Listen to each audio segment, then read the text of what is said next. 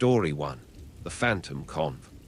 Marcus Drummond had been hauling freight across the American Midwest for 23 years, and he prided himself on knowing every mile of Interstate 40 like the back of his weathered hands. He'd seen his share of strange things on the road. Deer that seemed to materialize out of thin air, fog banks that swallowed entire sections of highway, even the occasional drunk stumbling along the shoulder in places no human had any business being. But nothing in his 2 decades of driving could have prepared him for what happened on that unseasonably cold night in October of 2022. It started just past midnight, about 40 miles east of Amarillo, Texas. Marcus was hauling a load of industrial equipment bound for Oklahoma City, running right on schedule despite the unseasonable cold front that had swept down from Canada earlier that week. The temperature had dropped to near freezing, unusual for that time of year, and a thin mist had begun to settle over the highway. His CB radio crackled with the usual chatter, drivers complaining about the weather, warning about a construction zone up ahead, the standard late-night banter that helped keep guys like him awake during the loneliest hours. He was reaching for his thermos of coffee when he noticed the lights in his rearview mirror. 3 sets of headlights, maybe a quarter mile back, moving in perfect formation. At first, Marcus didn't think much of it. Truckers sometimes traveled in informal convoys, especially through empty stretches of highway where the company helped ward off the isolation. But something about these lights struck him as odd. They maintained an exact distance from each other, never varying by even a few feet, and they were gaining on him with mechanical precision. Marcus checked his speedometer. He was doing 75, a comfortable 5 over the posted limit. The lights behind him had to be pushing 90 to catch up that fast. He moved into the right lane, assuming they'd blow past him with the kind of urgency that usually meant either an emergency or someone running illegal. But instead of passing, the 3 trucks matched his speed and maintained their formation directly behind him, each one positioned exactly the same distance apart. The unease started then, a cold, prickling sensation at the base of his skull. Marcus keyed his CB radio. "Hey there, Conv. Behind me on eastbound 40. You fellas need to pass or what? Y'all are sitting awful close." Nothing but static answered him. He tried again, adjusting the frequency, checking his squelch. "Breaker, breaker. This is Marcus in the blue Peterbilt. Anybody copy?" Still nothing. The radio was working fine. He could hear the distant chatter of other drivers on different channels, but the trucks behind him remained silent. He pressed harder on the accelerator, pushing his rig up to 80. The lights behind him accelerated immediately, maintaining that same perfect distance. Marcus felt his heartbeat quicken. This wasn't right. This wasn't normal driving behavior. He'd dealt with aggressive drivers before, road ragers who took offense at some perceived slight, but this was different. This felt deliberate, purposeful, like being stalked by something that knew exactly what it was doing. The mist was getting thicker now, reducing visibility to maybe 100 yards. The highway stretched ahead into darkness, no other vehicles in sight, no lights from distant towns or rest stops. Just Marcus, his truck, and the 3 sets of headlights that followed him like faithful hounds. He checked his GPS. According to the screen, he was exactly where he should be, but something felt wrong about the landscape. The mile markers seemed to be passing too slowly, or maybe too quickly. He couldn't quite tell. Time itself seemed to have taken on a strange quality, elastic and unreliable. Then he saw the 4th set of lights. They appeared suddenly in his passenger side mirror, coming up from behind and slightly to the right. Another truck, this one moving to flank him. Marcus's breath caught in his throat. They were surrounding him. The new arrival slipped into position alongside his trailer, matching his speed with the same eerie precision as the 3 behind him. He could make out the shape of it now. An old Kenworth, maybe from the 70s or 80s, its chrome dulled by age and weather. But it was the condition of the truck that made his blood run cold. It looked wrong, somehow. Faded, almost translucent in the mist, as if he was seeing it through several layers of gauze. Marcus grabbed his cell phone with shaking hands. No signal. Out here, that wasn't entirely unusual, but the timing felt ominous. He tried the CB again, cycling through every channel, calling out his location, asking for help, for anyone to acknowledge him. Nothing. The static had taken on a strange quality, almost rhythmic, like breathing. Like something was listening, but choosing not to respond. A fifth truck appeared on his driver's side, completing the box formation. Marcus was now surrounded, 3 behind, 1 on each side. They moved with him like a living thing, a multi-headed creature that had ensnared him in its grasp. He tried to slow down, tapping his brakes, but the trucks adjusted instantly, maintaining their positions. He tried to speed up, and they matched him without effort. The sensation was nightmarish, like being caught in an invisible net that tightened with every attempt to escape. The highway signs were passing now, but Marcus couldn't focus on what they said. The letters seemed to shimmer and rearrange themselves, forming words in no language he recognized. Mile marker 112 flashed by, then 113, then, impossibly, 112 again. He was going backward, or the road was looping, or reality itself had decided to stop making sense. His hands were locked on the steering wheel, knuckles white, arms trembling with tension. Every instinct screamed at him to do something, anything, but there was nowhere to go. The phantom conv had him trapped. Then the trucks began to close in. Slowly, inexorably, the distances between them shrank. The Kenworth on his right drifted closer, close enough that Marcus could see into the cab. What he saw there made him gasp aloud. The driver's seat was empty. The steering wheel turned by itself, making minute adjustments, guided by invisible hands. He snapped his head to the left. The truck on that side was the same, an empty cab, a ghost vehicle piloting itself through the night. Behind him, he knew without looking, the other 3 would be identical. The pressure in his skull was intensifying, a building sense of wrongness that went beyond fear into something more primal. This wasn't just danger. This was impossibility made manifest, a violation of every natural law he'd taken for granted his entire life. The air inside his cab felt thick, hard to breathe, as if the presence of the phantom convoy was displacing reality itself, pushing the normal world aside to make room for something that had no right to exist. Marcus's radio suddenly erupted with sound. Not static this time, but voices. Dozens of them, maybe hundreds, all talking at once in a cascading wall of noise. He caught fragments of sentences, desperate calls for help, locations he didn't recognize, dates that ranged from the 1970s to last week. And then, cutting through the chaos, a single voice, clear and cold. "Welcome to the convoy, Marcus Drummond. We've been waiting," he screamed, a raw sound of pure terror, and yanked the wheel hard to the right, aiming for the shoulder. His truck lurched, tires squealing, and for a moment he thought he'd break free. But the phantom convoy moved with him, maintaining their formation, adjusting to his panic with mechanical ease.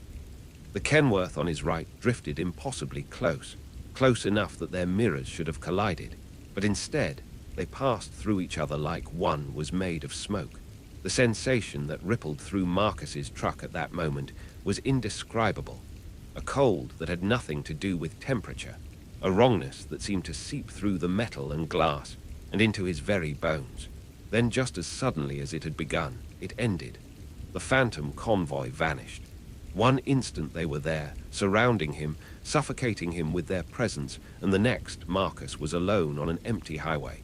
The mist had lifted. His radio crackled with normal chatter. His GPS showed him exactly where he should be, 42 miles east of Amarillo, as if no time had passed at all. But his clock told a different story. He'd lost 3 hours. 3 hours that existed somewhere between the mile markers, in the spaces between points on a map, in whatever impossible place the phantom conv had taken him. Marcus pulled over at the next rest stop and sat in his cab for 30 minutes, shaking, trying to make sense of what had happened. Other truckers came and went, none of them giving him a second glance. He checked his logs. They showed continuous driving for the past 4 hours, no gaps, no anomalies. But he knew. He'd been somewhere else, somewhere that didn't follow the rules. He called dispatch, told them he needed to take a break, cited fatigue. They cleared him without question.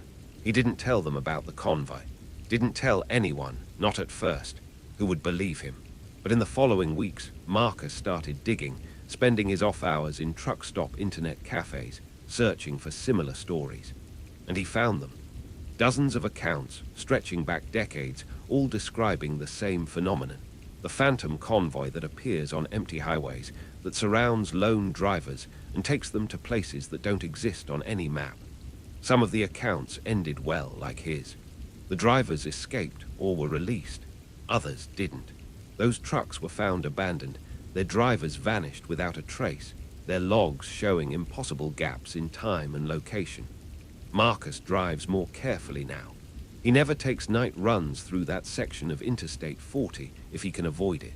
And when he has no choice, when dispatch assigns him a load that takes him through Amarillo after dark, he keeps his CB radio on, his phone charged, and his eyes locked on his mirrors, because he knows they're still out there, the phantom conv, driving their endless route through the spaces between reality. And he knows that one night they might come back for him. Next time, they might not let him go. The voice on the radio had said they were waiting. He just doesn't know what they're waiting for. Story 2. The DISAPPAING mile. Jennifer Walsh had been driving semis for 17 years, ever since she'd walked away from a dead-end office job in Des Moines and decided to see what the open road had to offer.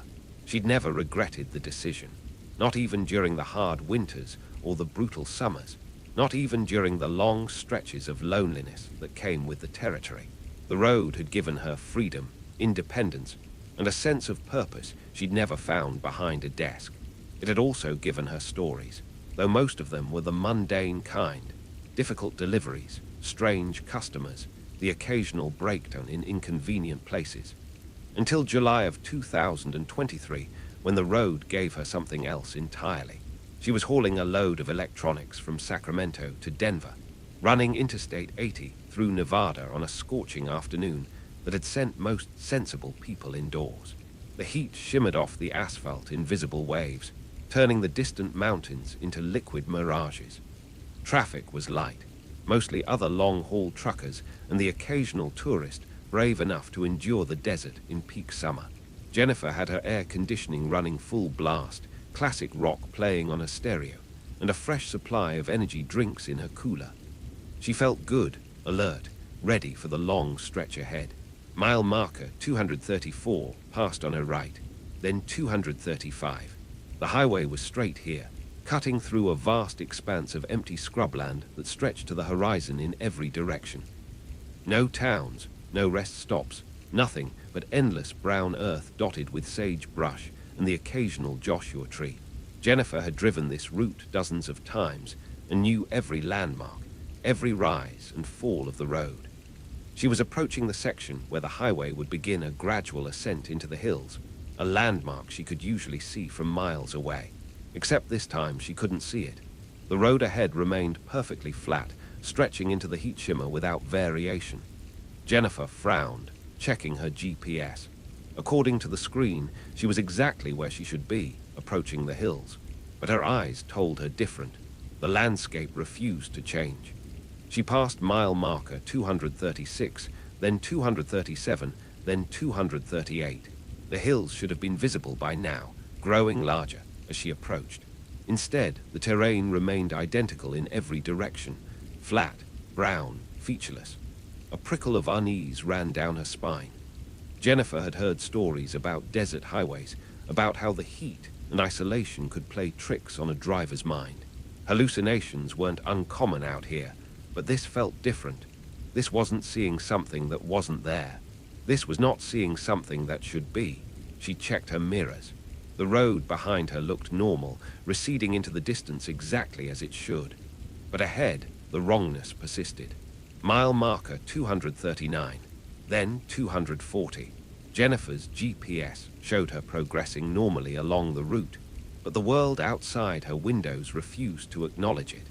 She should have been climbing now, should have felt the strain on her engine as it worked against gravity. Instead, the road remained level, her speedometer holding steady without effort. She keyed her CB radio. Any eastbound drivers on 80 near mile 240, you copy. A burst of static, then a response from a driver at least 50 miles ahead. Nothing from anyone nearby. She tried again. Silence. The unease was growing into something closer to fear. Jennifer gripped the steering wheel tighter, forcing herself to breathe steadily. There had to be a rational explanation. Road construction, maybe, that had rerouted the highway without her knowing. A GPS glitch that was showing her position incorrectly. Something, anything that made sense. But mile marker 241 passed, then 242, and the landscape remained frozen in its impossible sameness. She'd been driving for 15 minutes since first noticing the anomaly. At 70 miles per hour, she should have covered nearly 20 miles. 20 miles that apparently led nowhere. Then she saw the car. It was parked on the shoulder ahead, a silver sedan with its hazard lights blinking. As Jennifer approached, a figure stepped out from the driver's side. A woman, middle-aged, waving her arms in the universal signal for help. Jennifer's instinct was to stop. She'd helped stranded motorists before, knew what it was like to be broken down in the middle of nowhere. But something made her hesitate. Something about the way the woman moved, the way she stood there in the scorching heat without seeming to notice it. And something about the car itself, which looked too clean, too perfect, for a vehicle that had been sitting in the desert dust. Jennifer started to slow down, her hand moving toward the brake. But then she caught sight of the woman's face as she passed. The expression was wrong. Not desperate or relieved or any emotion that belonged on a stranded motorist. Instead, the woman was smiling, a wide, fixed smile that didn't reach her eyes. And those eyes followed Jennifer's truck with an intensity that felt predatory, hungry. Jennifer's foot hit the accelerator instead of the brake, and she left the woman and the silver sedan behind. In her mirror, she watched the figure shrink into the distance, and then, impossibly, it disappeared. Not gradually, not hidden by distance or heat shimmer, but instantly, as if someone had flicked a switch. One moment the woman was there, the next she was gone. The sedan remained, still flashing its hazard lights, still sitting on the shoulder. But the driver had vanished like smoke. Jennifer's heart hammered against her ribs. This wasn't heat exhaustion or fatigue. This was something deeply, fundamentally wrong. She checked her GPS again, desperate for any sign that she was still connected to the normal world. The screen showed her at mile 245, progressing eastward, but mile marker 243 had just passed her window. The numbers weren't matching. Distance itself had become unreliable. The sun was starting to descend toward the horizon, though it should have been hours before sunset. Time was slipping, compressing or expanding in ways that Jennifer's mind struggled to comprehend. She'd been driving for what felt like 45 minutes since noticing the anomaly, but her clock showed only 20 minutes had passed. Or had it been 2 hours? She couldn't trust her own perception anymore. The desert stretched endlessly around her, unchanging, eternal. Mile marker 244 appeared, then vanished in her rear view. Then 244 again. She was passing the same marker twice. Or the markers were repeating. Or there was only one marker, and she was somehow looping past it over and over. Jennifer's radio erupted with sound, making her jump. But it wasn't voices this time. It was music, old country western from the 50s or 60s, crackling with static. She hadn't tuned to that station. Hadn't tuned to any AM frequency at all. Her stereo was supposed to be playing a classic rock playlist from her phone. She jabbed at the buttons, trying to change it back, but the country music persisted, growing louder, the static increasing until it drowned out the melody. And underneath the static, she could hear something else. Voices, faint and distorted, speaking words she couldn't quite make out. They sounded urgent, warning, telling her something important. But the static was too loud, the interference too great. Then she saw the truck stop.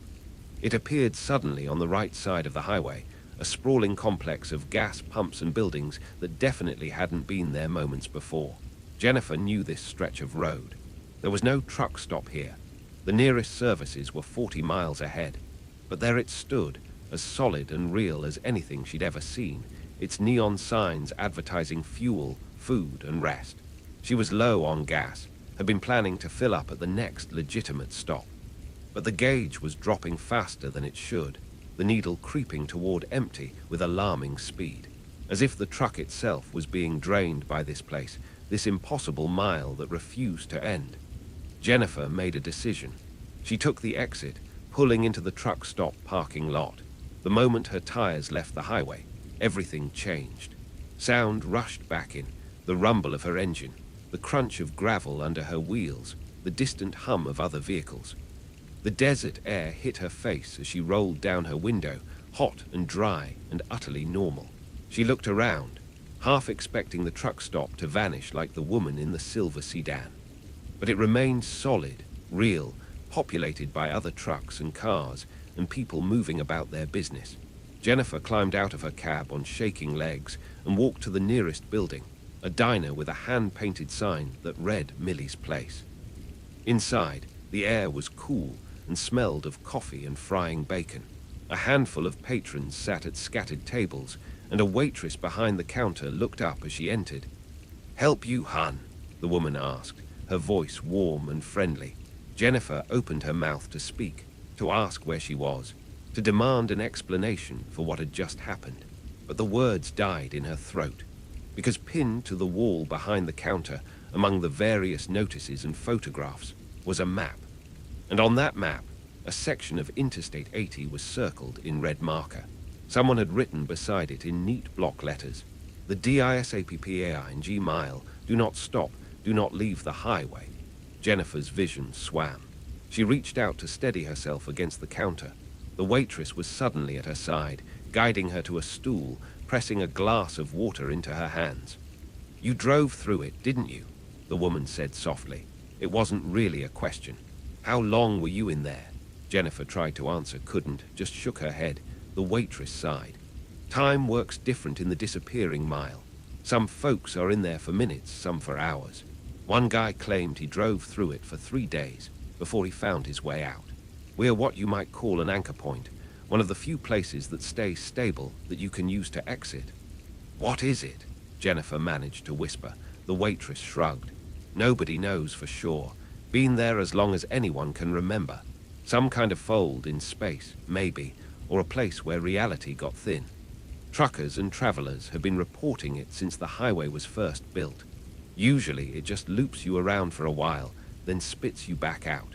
But sometimes," she trailed off, her expression troubled, "sometimes people don't come back out. Their trucks are found abandoned on the shoulder, no sign of the driver. And sometimes people see things in there, things that aren't quite right. Things that pretend to be stranded motorists or other drivers, but aren't anything human at all." Jennifer thought of the woman with the wrong smile, the silver sedan that had vanished. Her stomach clenched. "I almost stopped," she said. The waitress gripped her shoulder. "But you didn't. That's what matters. Whatever's in there, it wants you to stop, wants you to leave your vehicle. Once you do that, you're not protected anymore.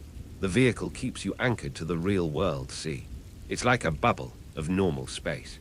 Step outside, and you're at the mercy of whatever rules apply in that place."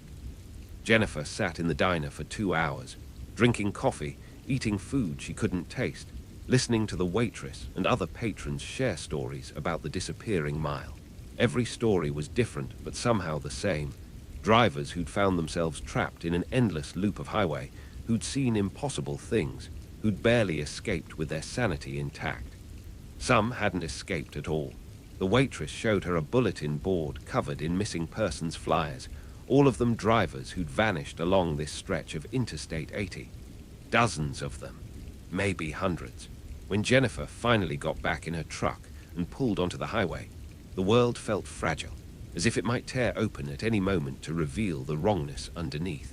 The rest of her journey to Denver was uneventful, but she couldn't shake the feeling that she'd glimpsed something she wasn't meant to see, that she'd driven through a crack in reality and somehow made it back. She delivered her load, collected her pay, and took a week off to recover. But the experience had changed her. She couldn't look at the open highway the same way anymore, couldn't trust that the road ahead would lead where it was supposed to. Because now she knew the truth. There were places in America where the map lied, where distance became meaningless, where the world folded in on itself and trapped the unwary. The disappearing mile was real, and somewhere out there, it was waiting for another driver to make the mistake of thinking they were safe. Story 3. The Night Shift Delivery. Thomas Berkeley had 41 years of experience behind the wheel, more miles logged than most people would travel in 10 lifetimes. He'd started driving in the early 1980s, back when CB radios were the only form of communication and paper maps were essential survival tools. He'd seen the industry change, watched as technology transformed the job from pure skill and instinct into something more regimented and monitored. But despite all the GPS units and electronic logs and satellite tracking, Thomas still relied on his gut. And his gut was telling him that something was very wrong with the delivery request he'd received in March of 2023. The load itself was unusual. Medical supplies bound for a facility in rural Montana. Pickup in Boise with delivery required between midnight and 4 a.m. The pay was exceptional, almost double his usual rate, with a hefty bonus for on-time delivery. The client had been specific about the time window, emphasizing that the supplies were urgently needed for a critical operation. Thomas had handled sensitive cargo before, understood that medical emergencies didn't adhere to convenient schedules, but the location bothered him. He'd driven through Montana countless times and couldn't recall any major medical facility in the area the GPS was directing him toward. Just empty rangeland, forest, and the occasional small town. He'd voiced his concerns to dispatch, but they'd assured him everything was legitimate. The facility was new, they said, a private research center that kept a low profile. All the paperwork was in order, payment guaranteed. Thomas had finally agreed, more because he needed the money than because he was convinced. His wife had medical bills piling up. His daughter was starting college in the fall, and the extra cash would make a real difference. So he'd loaded up his rig with crates of carefully packed medical equipment and supplies, each one labeled with cryptic codes he didn't understand, and headed north as the sun was setting. The drive started normally enough.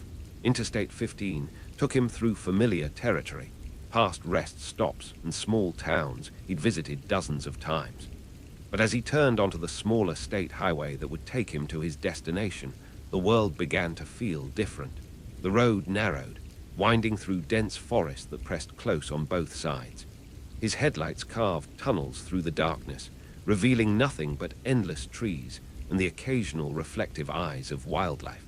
The GPS showed him on course, but the name of the facility, Clearwater Medical Research Station, didn't appear on any of his maps or online searches. When he tried to look it up at his last fuel stop, he'd found nothing. No website, no address listing, no mention of it anywhere. Thomas glanced at the clock on his dashboard. 11:45 p.m. He should reach the facility with 15 minutes to spare, assuming the GPS was accurate. The road had deteriorated into little more than a paved path, barely wide enough for his truck, with no shoulder and no turn-off points. He was committed now, couldn't turn around even if he wanted to. The forest seemed to swallow all sound except for his engine, creating a bubble of isolation that felt almost physical. His CB radio offered nothing but static. His cell phone showed no signal. He was alone out here, miles from anywhere, delivering mysterious cargo to a place that might not exist. The GPS announced he was approaching his destination. Thomas slowed, scanning the darkness for any sign of buildings or lights. At first, he saw nothing. Then, gradually, a glow appeared through the trees. Not the harsh glare of security lights, but something softer, almost organic, like bioluminescence. The road ended at a gate, chain-link fence, stretching away into the darkness on both sides. But the gate was open, hanging slightly crooked on its hinges, as if it hadn't been closed in a very long time. Thomas pulled through, his unease intensifying. This didn't look like a functioning medical facility. The pavement beyond the gate was cracked and overgrown with weeds. The buildings ahead were dark, their windows empty and black. But the strange glow persisted, emanating from somewhere deeper in the complex, pulsing with a rhythm that reminded him disturbingly of a heartbeat. He followed the road as it curved between buildings, his headlights revealing peeling paint, rusted equipment, and signs of long abandonment. This place had been closed for years, maybe decades. Whatever Clearwater Medical Research Station had once been, it certainly wasn't operational now. He was about to turn around, to abort the delivery and deal with the financial consequences later, when he saw the figures. They appeared suddenly in his headlights, standing in the middle of the road ahead, 3 people in white medical coats, their faces obscured by surgical masks. They didn't move, didn't react to his approach, just stood there waiting. Thomas brought his truck to a stop, leaving the engine running, every instinct screaming at him to reverse and get out of this place. But one of the figures raised a hand, gesturing for him to stay, and began walking toward his cab. The figure stopped beside his driver's side window. Up close, Thomas could see that the medical coat was pristine, impossibly clean for someone standing in an abandoned facility. The surgical mask covered most of the face, but the eyes visible above it were strange, too bright, too intense, with pupils that seemed to reflect his headlights like an animal's. "You have the delivery," the figure said. It wasn't a question. The voice was wrong, too flat, too emotionless, like someone reciting lines without understanding their meaning. Thomas found his voice. "This place is abandoned. I'm not leaving my cargo here." The figure tilted its head, the gesture somehow inhuman despite the human shape. "The facility is operational. You are expected. Please proceed to the loading dock." It raised an arm, pointing toward one of the buildings. The loading dock in question was barely visible, a dark opening in the side of a structure that looked ready to collapse. Everything in Thomas's body was telling him to leave, to floor the accelerator and burst through whatever was behind him. Consequences be damned. But then he thought of his wife, his daughter, the bills and the tuition, and the life he'd built through 4 decades of hard work and responsibility. He thought of the exceptional pay, the bonus, the difference it would make. And he thought, with a desperate hope that felt like drowning, that maybe he was overreacting. Maybe this was legitimate, just strange and poorly maintained. Maybe those people in their too clean coats and their wrong eyes were simply tired medical staff working with inadequate resources. Maybe he put the truck in gear and drove toward the loading dock. The dock interior was dark until his headlights illuminated it, revealing a space that was impossibly large for the building's exterior dimensions. Thomas backed his trailer in, following the gestures of the 3 figures who'd positioned themselves to guide him. The moment his trailer was fully inside, massive doors began to roll closed behind him, cutting off his escape route. Panic surged through him. He killed the engine and grabbed for his door handle ready to run, but the 3 figures were already at his cab, surrounding him. "Please exit the vehicle," the first one said. "We will unload the cargo. You will wait in the facility." It wasn't a request. Thomas climbed down, his legs unsteady, his heart hammering. The figures led him through a door into the facility proper. The hallways beyond were lit by that same strange bioluminescent glow he'd seen earlier, emanating from panels in the ceiling that pulsed with organic rhythm. The walls were covered in condensation, dripping with moisture that shouldn't exist in an abandoned building. And the smell, antiseptic overlaid with something else, something organic and rotten, like flesh left too long without refrigeration. They walked in silence, the only sound the drip of water and the soft shuffle of their footsteps on floors that felt slightly yielding, as if the building itself was alive. They stopped at a door marked "Observation Room" in faded letters. One of the figures opened it, revealing a space with a large window overlooking what appeared to be an operating theater. Except there was no operating table, no medical equipment, just an empty room with that pulsing glow and walls that seemed to breathe, expanding and contracting slowly. "Wait here," the figure said. "Your payment will be processed. Do not leave this room." The door closed behind them, and Thomas heard the unmistakable sound of a lock engaging. He was trapped. Thomas went to the window, pressing his hands against the glass, which was warm and slightly soft, like skin. Below, in the operating theater, he could see his cargo being unloaded. But it wasn't the 3 figures doing the work. It was things that might have been human once, but had been changed, transformed into something else. Their bodies were elongated, their limbs too long and jointed in too many places. They moved with disturbing fluidity, unpacking his cargo with appendages that resembled hands, but functioned more like tendrils. The medical supplies he'd transporting, syringes, monitors, strange devices he didn't recognize, were being integrated into the walls themselves, absorbed into the breathing structure of the building as if the facility was consuming them. Thomas stumbled back from the window, his mind reeling. This wasn't a medical facility. This was something else, something that had lured him here with false promises and legitimate payment because it needed what he was carrying. And now it had him too. He tried the door, knowing it would be locked, but unable to stop himself from checking. Solid, unmovable. He searched the room for another exit, for anything he could use as a weapon or tool. Nothing. Just the chair, the window, and walls that were beginning to show that same breathing quality he'd noticed in the operating theater. Hours passed. Thomas sat in the chair, watching the inhuman workers process his cargo, watching the facility itself transform as it absorbed the equipment he'd delivered. The breathing of the walls became more pronounced, the bioluminescent glow brighter and more rhythmic. He could hear sounds now through the structure, not mechanical sounds, but organic ones, wet and pulsing, like being inside a massive living thing. Because that's what this was, he realized with creeping horror. The Clearwater Medical Research Station wasn't a building housing a medical facility. It was something alive, something that had perhaps once been a normal building, but had been changed, infected, transformed into an organism that needed specific materials to grow and survive. And he had just fed it. The door opened. Thomas spun around to see one of the figures entering, still wearing its impossibly clean white coat, still hiding behind its surgical mask. "Your payment has been processed," it said in that flat, emotionless voice. "The delivery is complete. You may depart." It stepped aside, leaving the doorway open.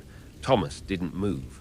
This felt like a trap, like the moment in a horror story where the protagonist thinks they've escaped only to discover something worse. "I can leave?" he asked, his voice hoarse. The figure nodded. "The delivery is complete. You are no longer required." Thomas bolted. He ran past the figure, down the breathing hallway, following his memory of the route back to the loading dock. Behind him, he could hear nothing pursuing him, but that somehow made it worse, as if whatever ran this place was so confident in its power that it didn't need to chase him. The loading dock doors were open, his truck sitting there apparently untouched. He climbed into the cab, started the engine, which roared to life on the first try, and drove out of that nightmare place as fast as the narrow road would allow. He didn't stop until he was back on the interstate, back in the world of normal truck stops and familiar landmarks. The sun was rising, though according to his clock only 4 hours had passed since he'd entered the facility. His cargo bay was empty, the delivery complete, and when he checked his bank account on his phone, the payment was there, every penny they'd promised, including the bonus. The transaction looked entirely legitimate, tagged with a company name he'd never heard of, and a reference number that would probably check out if anyone investigated. Thomas completed his return trip in a daze. He turned in his paperwork, collected his pay stub, and went home to his wife and daughter. He didn't tell them what had happened, couldn't find the words to explain an experience that defied explanation. The money helped with the bills, with the tuition, with building the life they wanted. But Thomas never took another delivery to rural Montana. He changed his routes, his schedules, his entire approach to the job. Because he'd learned something that night in the Clearwater Medical Research Station, something that haunted him in the quiet moments. There were places in America that existed outside normal.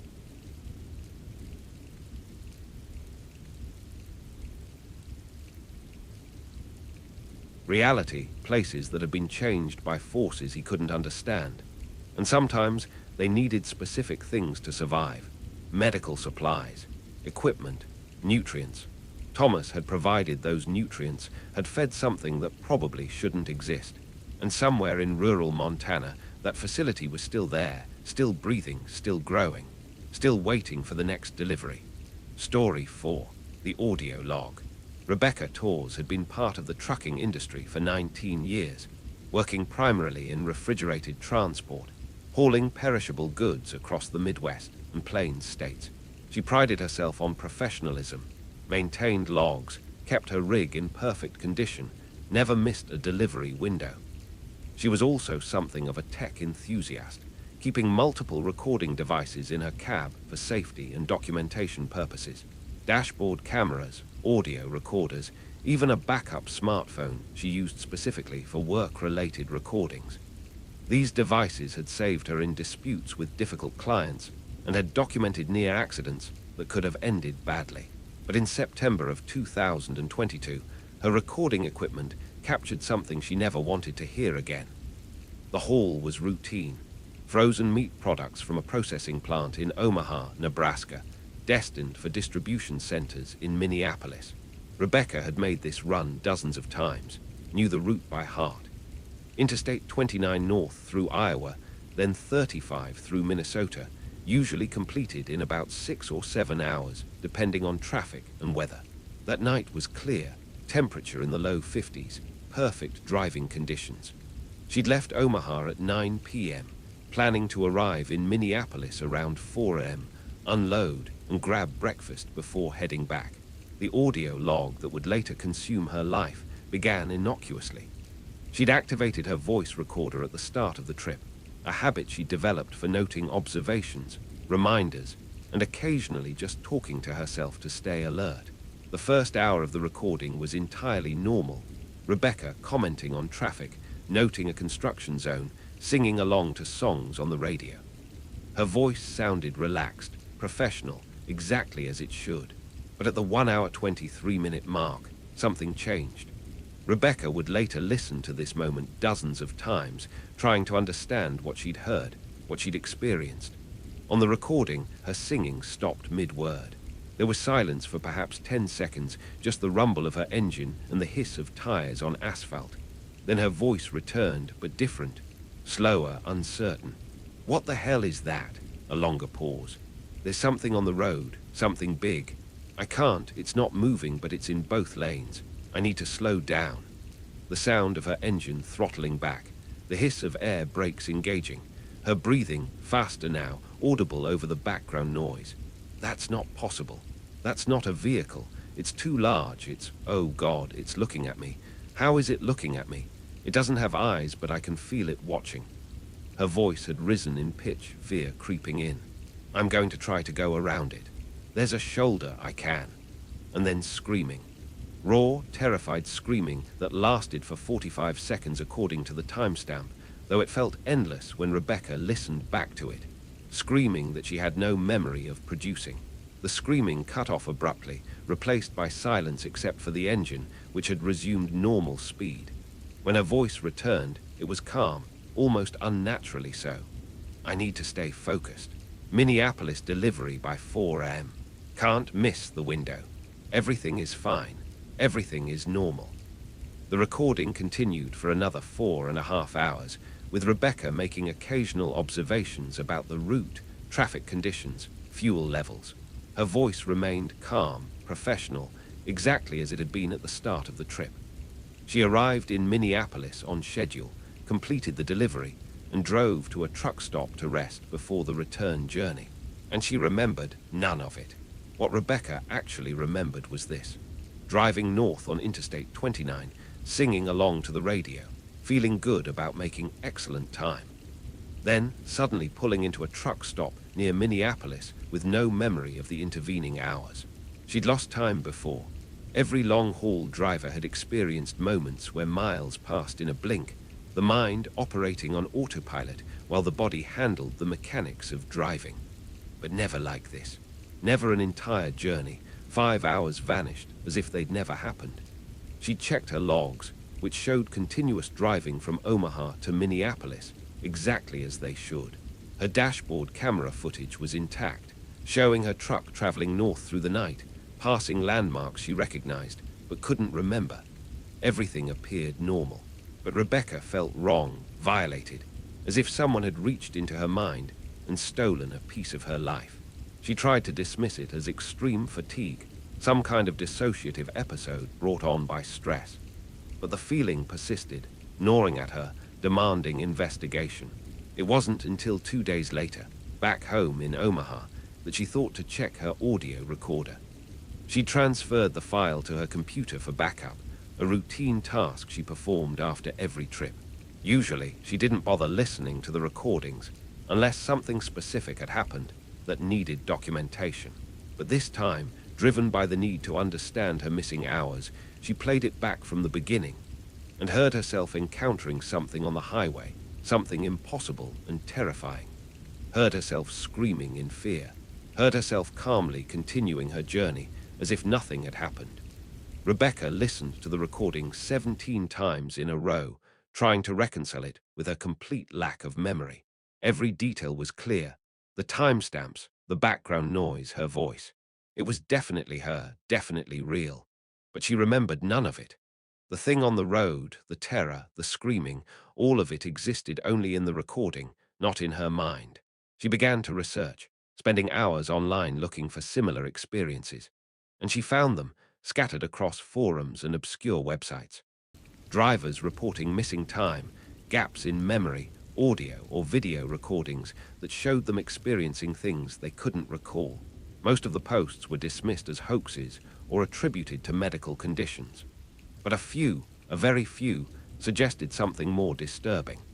There was a theory, shared in the darker corners of the internet where paranormal researchers and conspiracy theorists gathered, that certain stretches of American highway existed in multiple states simultaneously. Quantum physicists called it superposition, the idea that something could exist in two or more states at once until observed.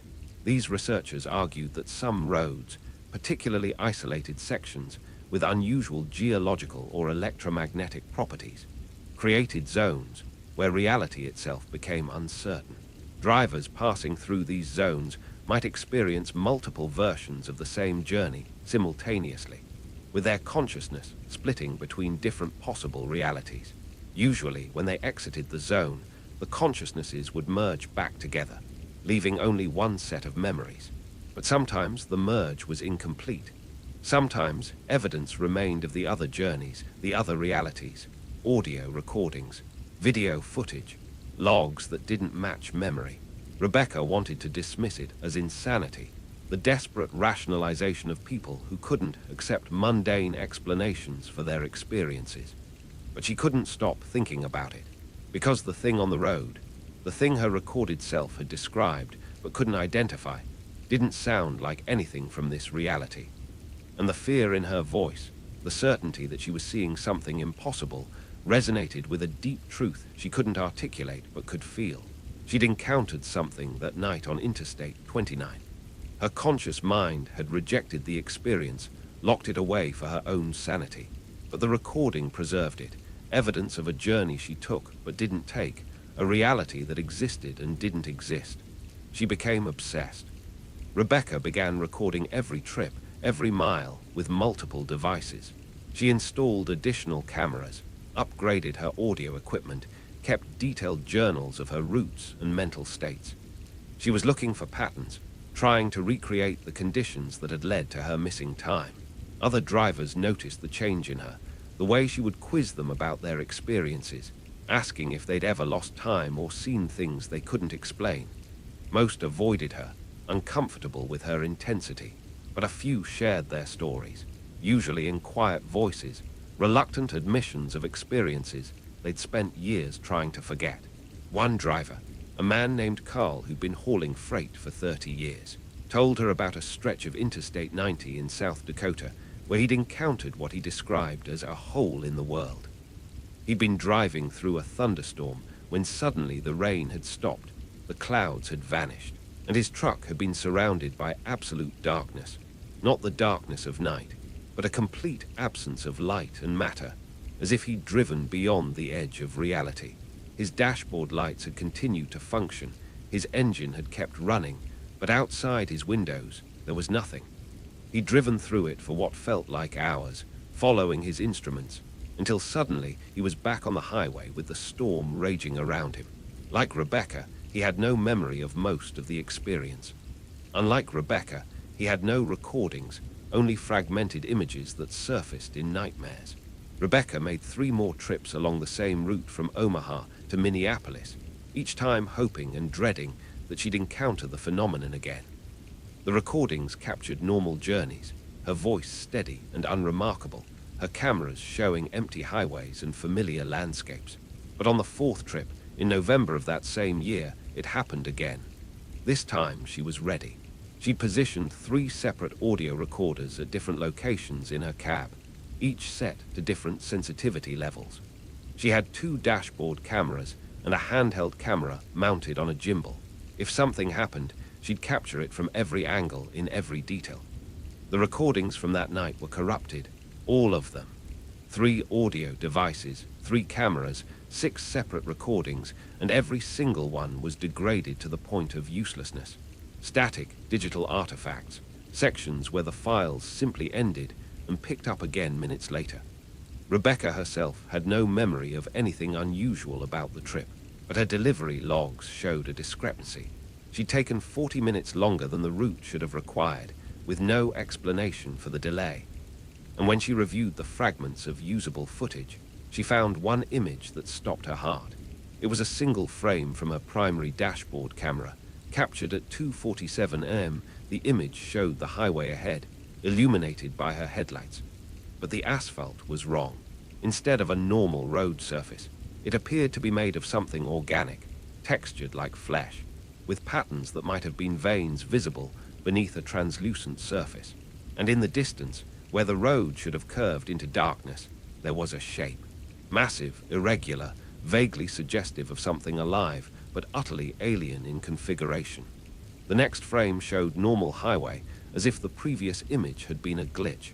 But Rebecca knew better. She'd driven on that flesh road, toward that impossible thing. Part of her had experienced it, even if her conscious mind had been shielded from the memory. She stopped making the Omaha to Minneapolis run, changed her routes, her schedule, her entire approach to the job, but the obsession didn't fade. Rebecca had become one of those drivers, the ones who gathered in truck stop corners and spoke in hushed tones about the impossible things they'd encountered. She started collecting audio logs from other drivers, building an archive of unexplained phenomena. Some were clearly fake, hoaxes or misunderstandings, but others, a disturbing number of others, carried the same quality as her own recordings. Genuine fear, genuine confusion, genuine encounters with things that shouldn't exist. The archive grew. 50 recordings, 100, Maury. Rebecca listened to all of them, indexed them, looked for patterns, and patterns emerged. Certain routes appeared repeatedly. Certain time windows, usually between midnight and 4 a.m., were more prone to incidents. Certain atmospheric conditions seemed to correlate with high strangeness events. She began to form a map, marking the zones where reality became uncertain, where drivers risked encountering the impossible. The map looked like a web, nodes connected by lines, concentrated in certain regions: the Great Plains, the Southwest Desert, rural Montana, and Wyoming. Rebecca's final recorded journey took place in January of 2023. She decided to deliberately drive through one of the high-incident zones, fully prepared this time with military-grade recording equipment and a determination to stay conscious through whatever happened. She uploaded a final message to her online community before departing, explaining her intentions and her location. If she didn't return, she wrote, the recordings would automatically upload to a secure server, preserving the evidence of what she encountered. Her truck was found 3 days later, parked at a rest stop in Nebraska, engine cold, cargo intact. Rebecca was in the driver's seat, unconscious but alive. She woke in the hospital with no memory of the previous 72 hours. Her recording equipment was in the truck, all of it functional, all of it empty. No files, no data, as if they'd never been used. But on the passenger seat was a handwritten note in Rebecca's own handwriting, a message she had no memory of writing. It said simply, "Don't follow me." To this day, Rebecca Torres no longer drives trucks.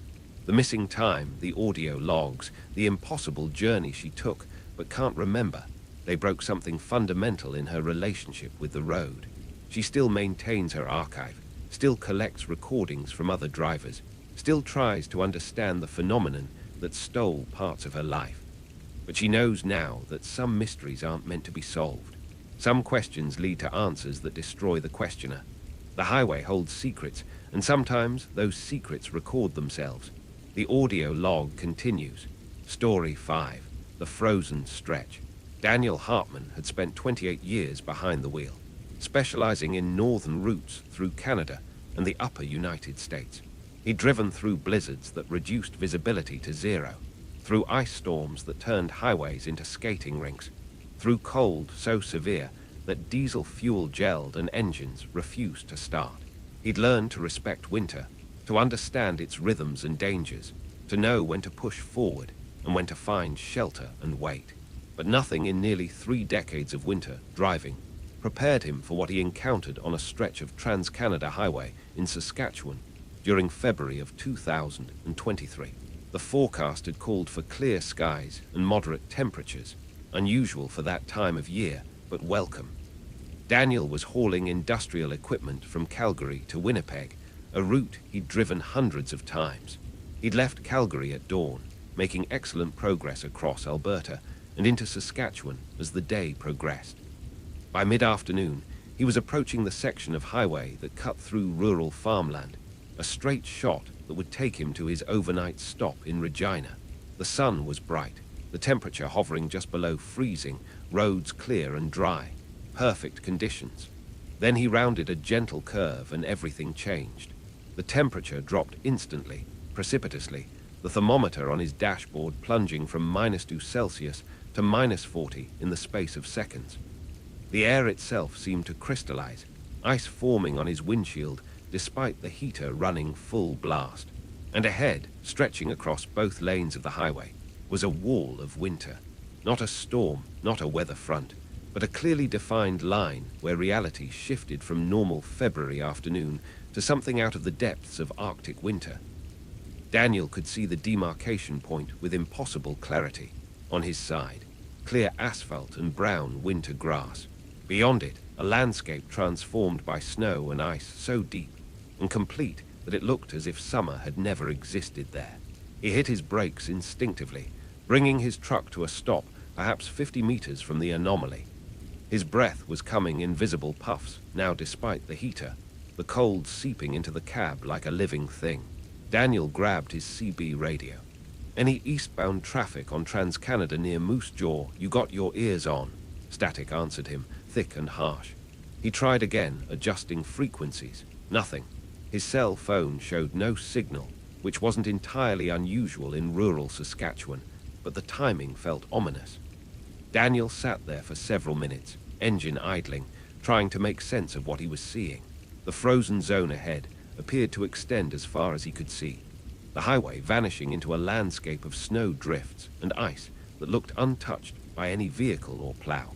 But according to his GPS, the road ahead was clear, with traffic reported moving normally. The disconnect between what his instruments told him and what his eyes showed was profound and deeply disturbing. He'd heard stories about localized weather phenomena, about temperature inversions and microclimates that could create unusual conditions. But this was something else entirely. This was impossible. He considered turning back, finding an alternate route, reporting the road closure to authorities. But the nearest town was 30 miles behind him, and his delivery window was tight. If he turned back now, he'd miss his schedule, face penalties, possibly lose future contracts with this client. The rational part of his mind insisted that the frozen zone ahead was some kind of optical illusion, a trick of light and atmospheric conditions that would resolve itself as he approached. He put his truck in gear and slowly, cautiously, crept forward. The moment his front bumper crossed the demarcation line, sound died. The rumble of his engine vanished, replaced by absolute silence. His radio went dead, not static, but simply nothing, as if he'd entered a vacuum. The cold intensified, despite his heater continuing to blow hot air that now seemed to have no effect. Ice was forming on the inside of his windows, crystals growing with visible speed, patterns that looked almost organic, like frost rendered in living tissue. Daniel pressed the accelerator, trying to power through whatever this was, get to the other side where reality presumably returned to normal. But the frozen landscape didn't end. He drove for what felt like 20 minutes, watching his odometer click over miles, but the scenery remained unchanged. Snow, ice, drifts that rose higher than his cab on both sides.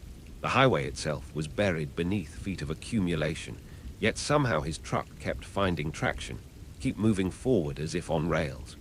He couldn't feel the road surface beneath his tires, couldn't sense the normal feedback that told a driver about conditions. It was like driving through a photograph, a static image that scrolled past but never changed. Then he saw the vehicles.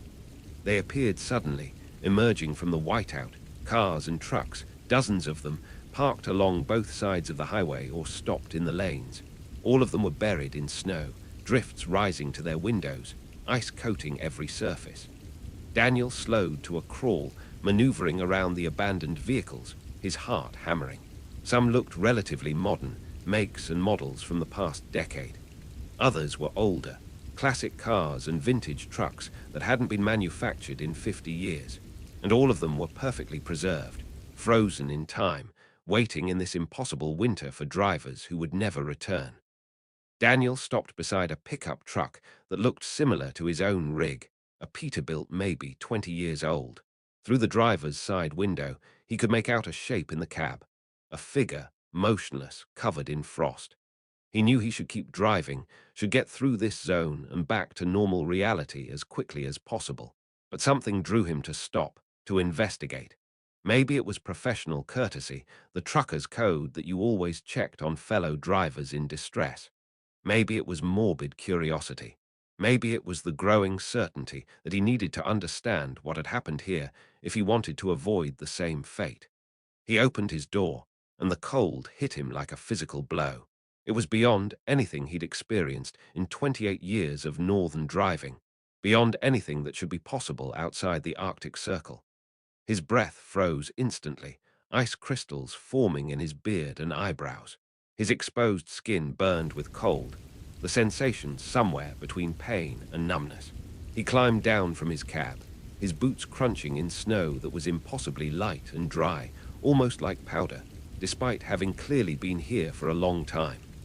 The silence was profound, absolute, as if sound itself had frozen and shattered. He could hear his own heartbeat, the creak of his joints, nothing else. Daniel approached the Peterbilt cab, each step an effort against cold that seemed to thicken the air itself. Up close, he could see the figure inside more clearly. A man, middle-aged, wearing a heavy winter coat. The man's eyes were closed, his expression peaceful, as if he'd simply decided to take a nap.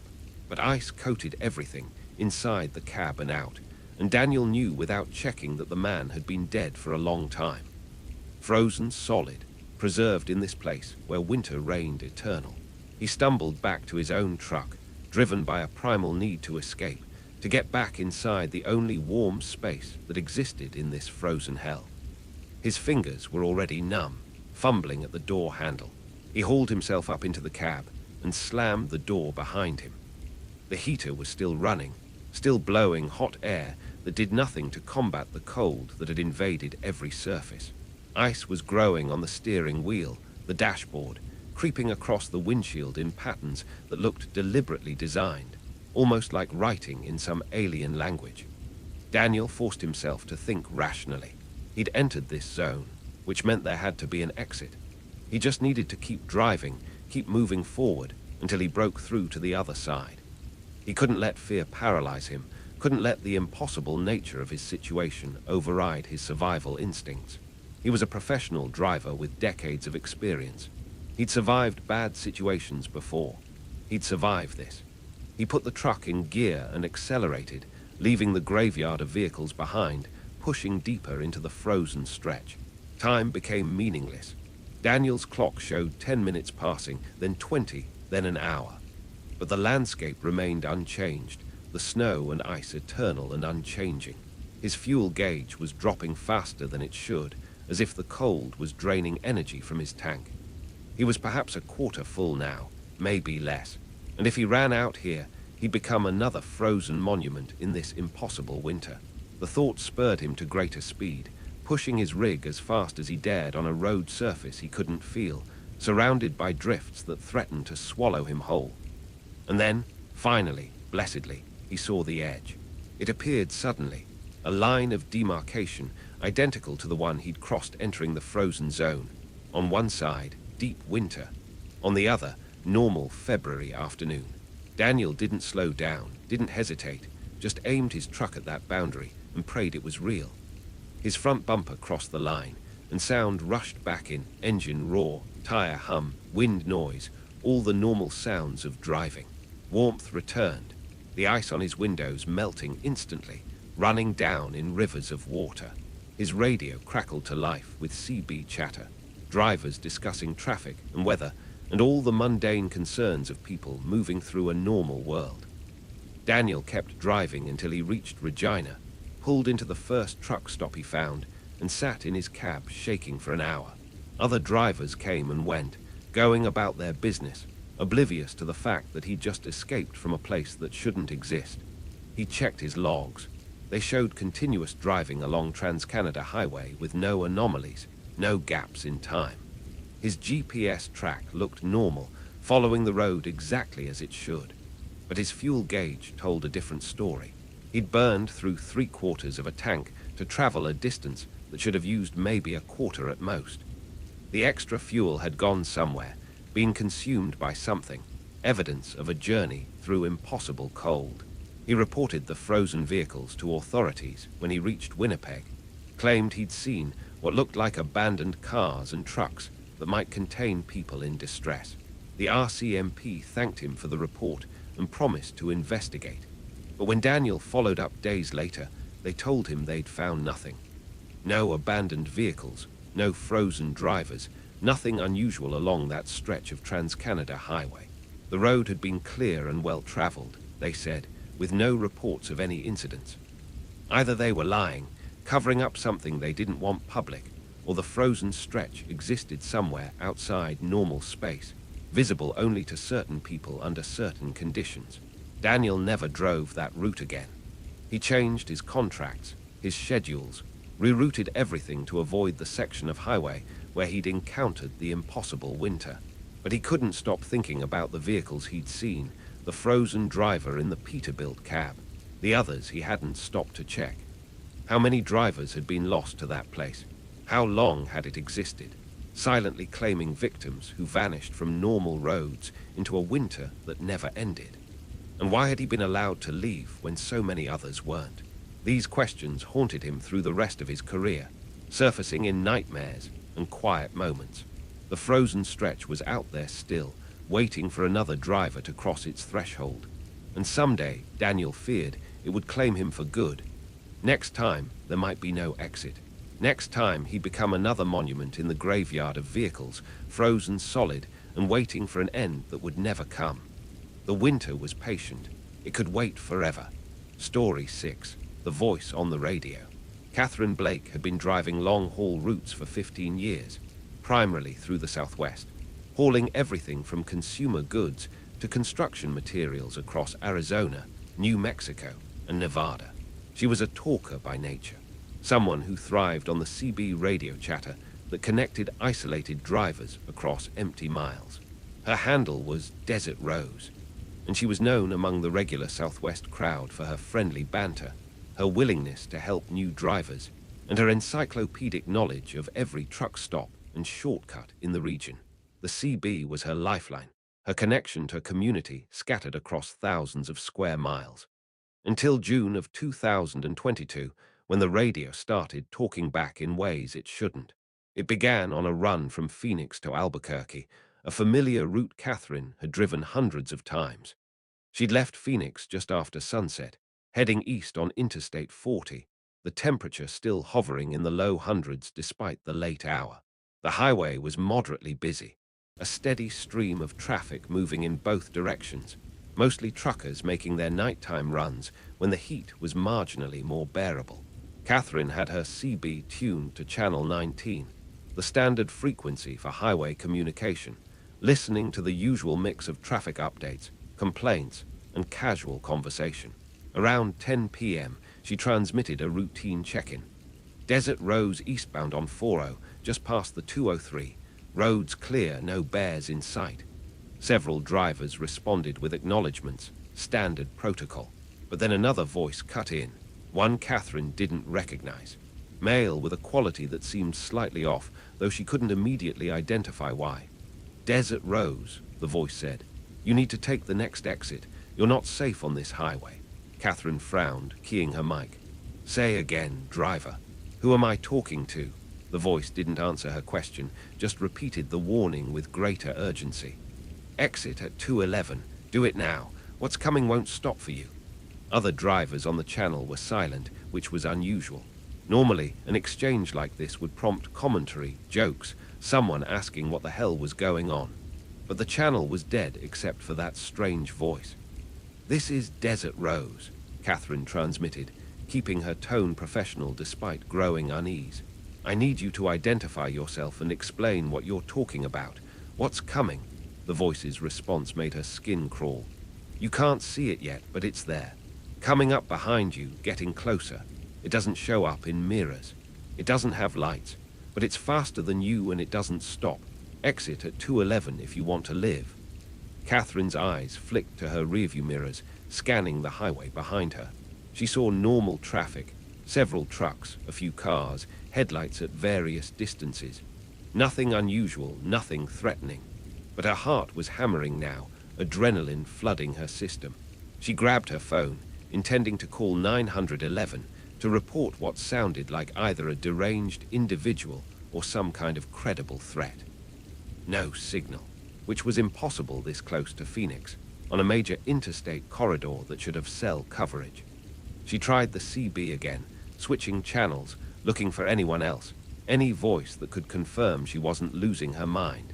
Every channel was dead except 19, and on 19, that voice was still waiting. Desert Rose, you have 2 minutes to the exit. Make the choice. Catherine looked at her GPS. Exit 211 was coming up, less than a mile ahead. It was a small exit leading to a 2-lane road that serviced a handful of rural properties and eventually connected to a state highway. Taking it would add at least 30 minutes to her journey, maybe more. But the voice had known her handle, had known her location, and there was something in its tone that went beyond simple pranking. This felt real. This felt urgent. She made a snap decision and took the exit, her truck decelerating as she left the interstate. Behind her, traffic continued normally, vehicles flowing eastbound without incident. Nothing was chasing her, nothing unusual or threatening. Catherine felt foolish, manipulated by someone's idea of a joke. She pulled onto the shoulder of the exit ramp and grabbed her CB mic. Okay, whoever you are, that wasn't funny. You just cost me time and... She stopped. Because in her rearview mirror, back on the interstate, something was happening. The traffic behind her had stopped moving. Completely, instantly, as if someone had pressed pause on a video. Trucks and cars were motionless on the highway, frozen in mid-motion, headlights pointing at odd angles. And moving through them, visible only because of the way other vehicles seemed to be pushed aside, was something massive and dark. Something that Catherine's eyes wanted to slide away from. Something that didn't belong in three-dimensional space. It passed through the spot where she would have been if she'd stayed on the interstate. And as it did, the vehicles nearest to it simply ceased to exist. They didn't explode or crash or burn. They just stopped being there, leaving gaps in the traffic that closed up behind the thing like water flowing around a stone. Catherine screamed, a raw sound of terror and disbelief. The thing, whatever it was, continued eastbound, and in its wake, traffic resumed as if nothing had happened. Vehicles that had been frozen jerked back into motion, drivers apparently unaware that they'd lost time or been in danger.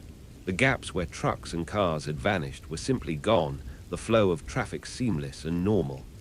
Catherine sat on the shoulder, shaking, her mind refusing to process what she just witnessed. The CB crackled. You're safe now, Desert Rose. It's past. The voice was calm, almost gentle. Don't go back on the interstate for another hour. It sometimes circles back. Catherine found her voice. What the hell was that? What did I just see?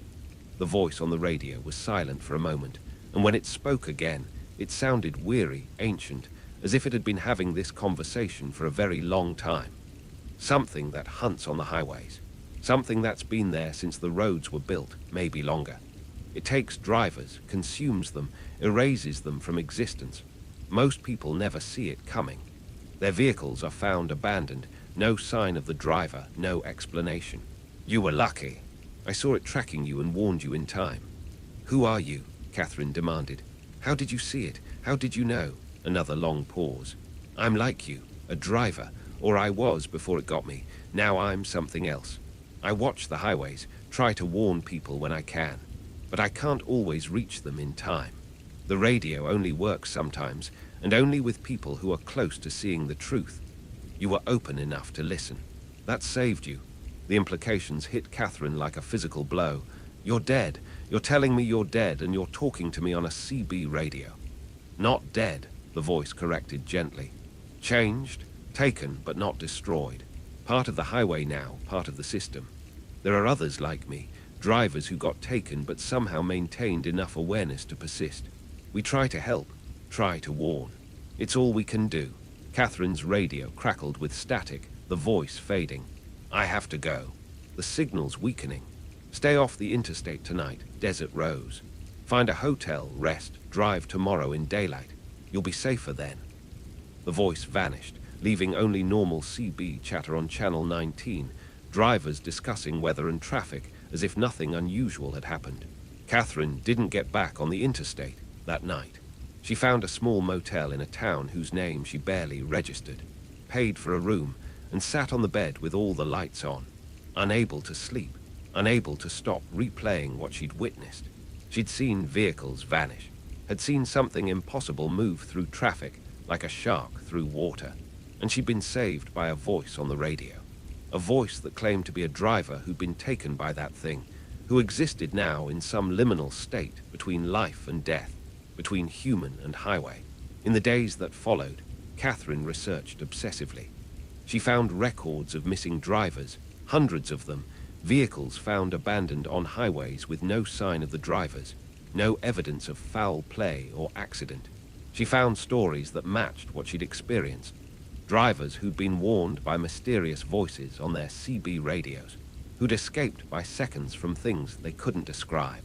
And she found a community, small and secretive, of drivers who knew the truth, who understood that the highways were haunted by things that predated human construction, forces that had been drawn to the roads or perhaps had helped inspire their creation, that fed on the travelers who used them. Catherine continued driving, but differently now. She was alert in ways she'd never been before, watching not just for normal road hazards, but for signs of the unnatural. She learned the patterns, the times and places where encounters were more likely. Dawn and dusk were dangerous hours. Isolated stretches of highway, particularly those built over sacred ground or sites of mass death, were to be avoided when possible. And she learned to listen to the voices on the radio, the warnings that came from drivers who weren't quite human anymore but still cared enough to try to save others. The voice that had saved her, she never heard it again. Not directly, but sometimes, on quiet nights when traffic was light and the highway stretched empty ahead, she'd hear fragments on the CB. Different voices, men and women, all with that same quality of otherness, all trying to warn someone, somewhere, about dangers they could perceive but no longer escape. Catherine started passing along the warnings when she could, becoming a link in a chain of protection that spanned the highway system, a network of living and not quite dead drivers watching out for each other. She encountered the thing one more time, 2 years after her first experience. This time she saw it clearly, or as clearly as human eyes could perceive something that existed partially outside normal space. It was massive, vaguely vehicular in shape, but wrong in every detail, moving with purpose and hunger along Interstate 10 through New Mexico. Catherine saw it coming this time, had learned to recognize the signs. The way other vehicles unconsciously avoided certain lanes, the strange quality of light, the feeling of pressure that built in her skull. She exited, warned other drivers over the CB, and watched from a safe distance as it passed.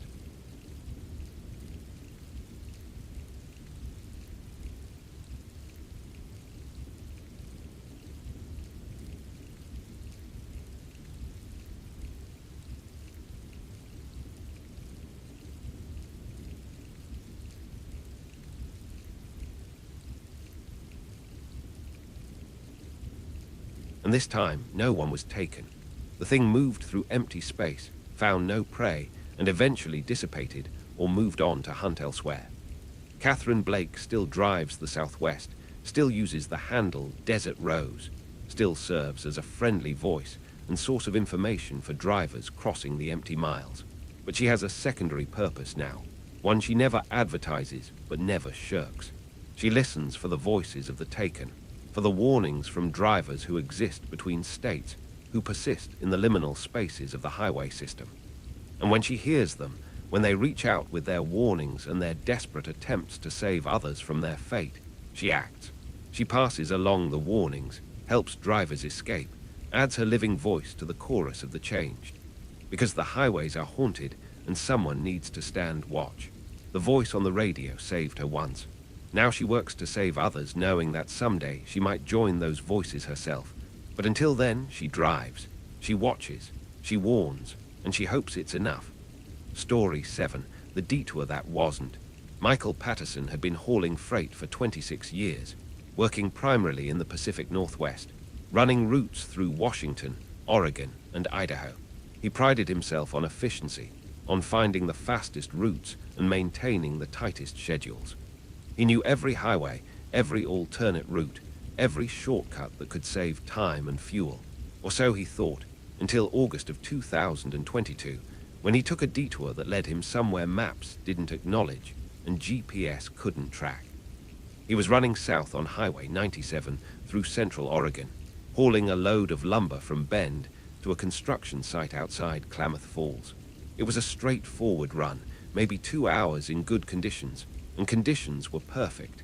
Clear skies, light traffic, roads dry and well-maintained. Michael was making excellent time, already planning his next load, thinking about the bonus he'd earn for another on-time delivery. Then he rounded a curve and saw the construction sign. Highway 97 closed, follow detour. An arrow pointed to a turnoff just ahead, a 2-lane road that branched west into dense forest. Michael frowned. He'd driven this route just 3 days ago with no construction, and his dispatch would have warned him about road closures when they assigned the load. But the sign was official-looking, standard highway department design, clearly visible and properly positioned. He checked his phone for traffic updates. No signal, which wasn't unusual this deep in the forest. He tried his CB radio. Static, also not unusual. The terrain around here was mountainous, full of dead zones.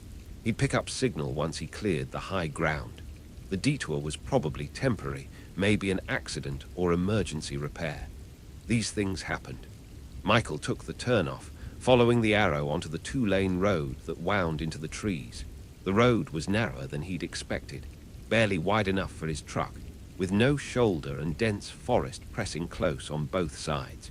Pines and firs created a canopy overhead, blocking most of the sunlight, turning afternoon into premature twilight. Michael drove carefully, aware that oncoming traffic would be a problem on a road this narrow. But he met no other vehicles. No cars, no trucks, no traffic of any kind. The forest around him was silent in a way that felt unnatural. No bird calls, no rustle of wind in branches, just the rumble of his engine and the crunch of his tires on asphalt that looked older than it should, cracked and weathered, as if decades had passed since it was laid. He'd been following the detour for 20 minutes when he realized there were no additional signs. No markers indicating distance to rejoin the main highway. No reassurance that this was still the official detour route. Just the narrow road winding through endless forest, curves that seemed to double back on themselves, grades that climbed and descended without apparent pattern. Michael checked his GPS. The screen showed his truck as a blue dot, but the background was blank. No roads, no landmarks, no topographical features. Just his truck floating in white digital emptiness. His clock read 3:15 p.m., but the light filtering through the canopy suggested later, closer to dusk. Something was wrong. Very wrong. Michael slowed to a crawl, looking for a place to turn around. But the road was too narrow, the forest too dense. He'd need to find a clearing or intersection, some place with enough room to maneuver his rig. He continued forward, more cautiously now, his earlier confidence replaced by growing unease. The road climbed steeply, engines straining, then crested a rise and descended into a valley. And there, at the bottom, Michael saw the town. It appeared suddenly, emerging from the forest like something from an old photograph. A small collection of buildings clustered around a central intersection, wood-frame structures with faded paint and signs advertising businesses that should have gone out of style decades ago. A gas station with ancient pumps, their numbers frozen at prices from the 1950s. A diner with a neon sign that flickered weakly, even in daylight. A general store, a mechanic's shop, a handful of houses with peeling paint and overgrown yards. The entire place had an air of abandonment, of time stopped or forgotten, frozen at some point in the distant past. Michael's rational mind insisted this was a ghost town, one of the many small communities that had died when highways bypassed them, leaving them to slowly decay in isolation. But ghost towns didn't have flickering neon signs, didn't have lights in windows. And as Michael's truck rolled slowly down the main street, he saw people. They stood on porches, on sidewalks, in doorways, watching his passage with expressions he couldn't read from a distance. They were dressed oddly, in styles that seemed decades out of date, and they moved with a strange quality, slow and deliberate, as if underwater. He brought his truck to a stop in front of the gas station, debating his options. Every instinct screamed at him to keep driving, to get through this place and back to normal roads as quickly as possible. But his fuel gauge was dropping toward a quarter tank, lower than it should be for the distance he'd traveled, and his GPS was still showing nothing but emptiness, offering no guidance about where this road led or how to get back to Highway 97. He needed information. He needed help. Michael killed his engine and climbed down from his cab. The silence was immediate and profound. The moment his engine stopped, all sound ceased. No traffic noise, no distant machinery, not even the ambient hum that characterized modern life.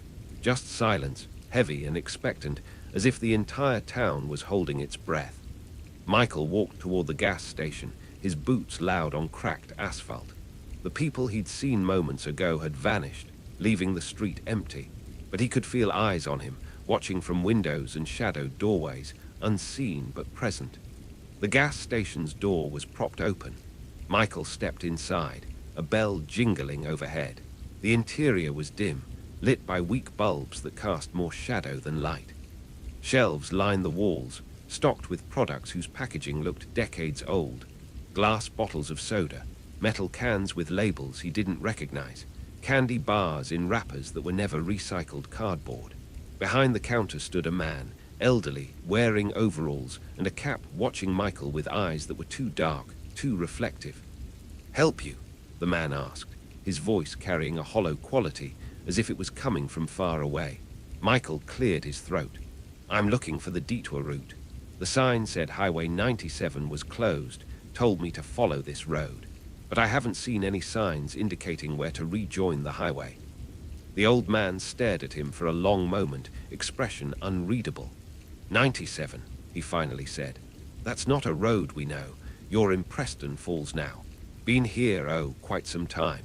Michael felt a chill run down his spine. "Preston Falls, that's the name of this town," the man nodded slowly. "Has been for as long as anyone remembers. Folks come through sometimes, following detours or taking shortcuts. Most of them stay, not many leave." "I need to leave," Michael said, hearing the edge in his own voice. "I have a delivery to make, a schedule to keep. I need directions back to Highway 97. The old man's expression didn't change, but something flickered in those too dark eyes. "Road only goes one direction here, forward. You can keep driving if you want, but it just circles back to Preston Falls eventually. That's how it works. That's how it's always worked." Michael backed toward the door, shaking his head. No, that's not possible. Roads go places, they connect. I came in here, which means there's a way out." "You came in by invitation," the old man said, his voice barely above a whisper. "The detour sign, it doesn't appear for everyone. Only for those the road decides to claim. You're here now, part of Preston Falls. You can fight it if you want, can drive in circles for hours or days. But eventually you'll accept it. Everyone does." Michael ran.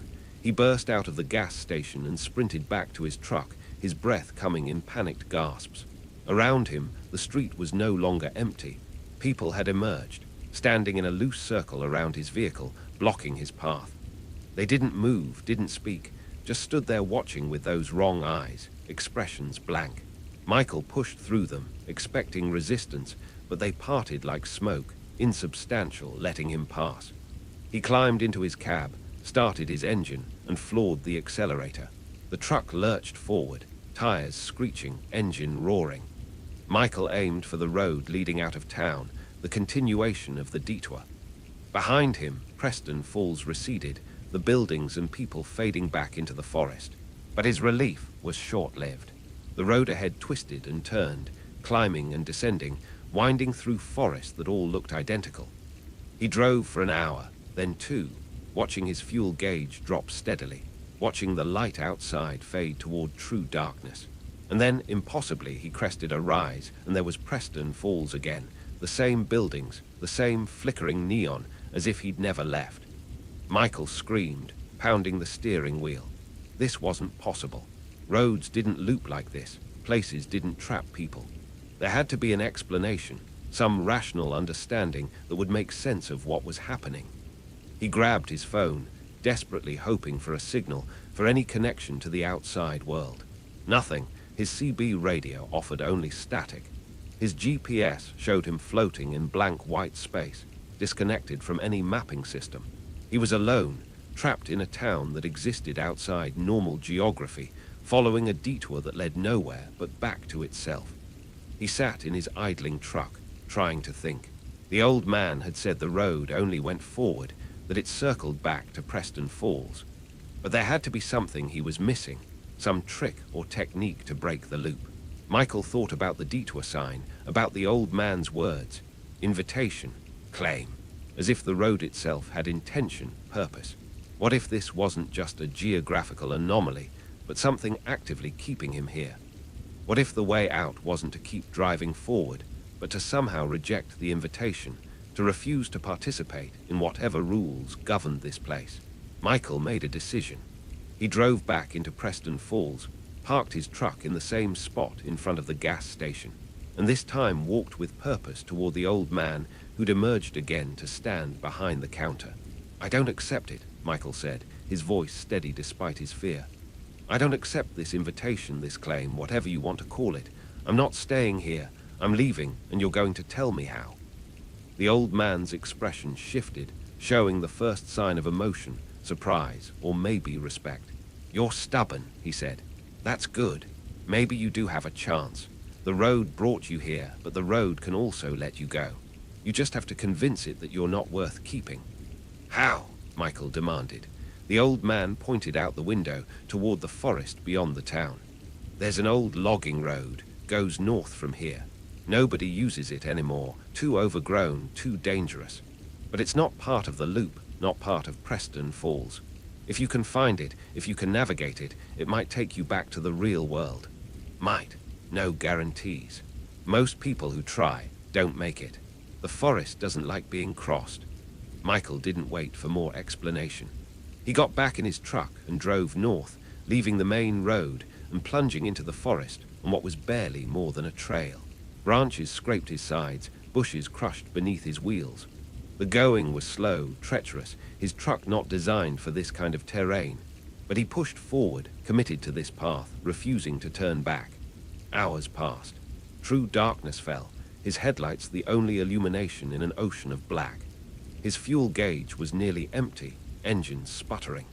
Michael prayed, something he hadn't done since childhood, begging any power that would listen to let him escape this place. And then, when his tank was showing nothing but fumes, the forest opened up and he saw pavement ahead. Real pavement, marked with fresh yellow lines. Highway 97, exactly where it should be. Michael's truck rolled onto the highway and immediately died, out of fuel, coasting to a stop on the shoulder.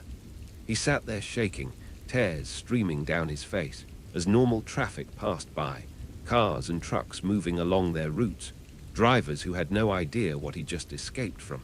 His phone buzzed with incoming messages, dozens of them, time-stamps showing they'd been sent over the past 12 hours.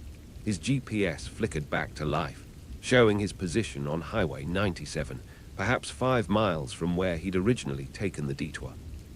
A highway patrol vehicle pulled up behind him, lights flashing, officer approaching to check if he needed assistance.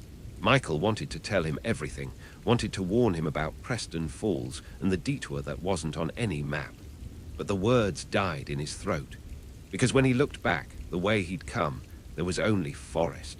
No trail, no logging road, no sign that he'd driven through anything but normal wilderness. Preston Falls had vanished, or maybe had never existed, existing only in the space between reality and nightmare. Michael got towed to the nearest town, refueled, and completed his delivery 16 hours late. He took the penalty, the black mark on his otherwise perfect record. But he never drove Highway 97 through Central Oregon again, never trusted detour signs, never took shortcuts through unfamiliar territory, because he knew now that some roads didn't lead to destinations. They led to places that existed outside maps, outside time, places that collected travelers and kept them forever. He'd escaped Preston Falls once. He wouldn't risk a second invitation. The detour was still out there, waiting for its next driver. The town still stood in its impossible forest, collecting souls, and Michael Patterson drove with the knowledge that one wrong turn could mean never finding your way home. Story 8. The cargo that WATCHED. Raymond Torres had been in the trucking business for 33 years, specializing in high-value cargo that required special handling and security clearances. He'd transporting everything from fine art to experimental technology, from currency to classified government equipment.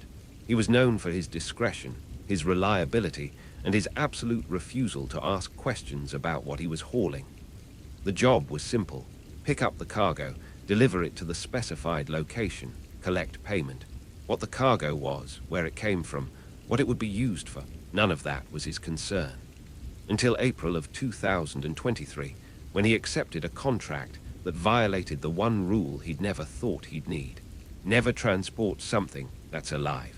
The pickup was at a private facility outside of Roswell, New Mexico, a location that should have been Raymond's first warning.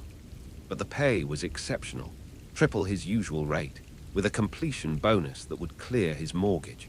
The client was listed as a defense contractor, all paperwork legitimate, all credentials verified.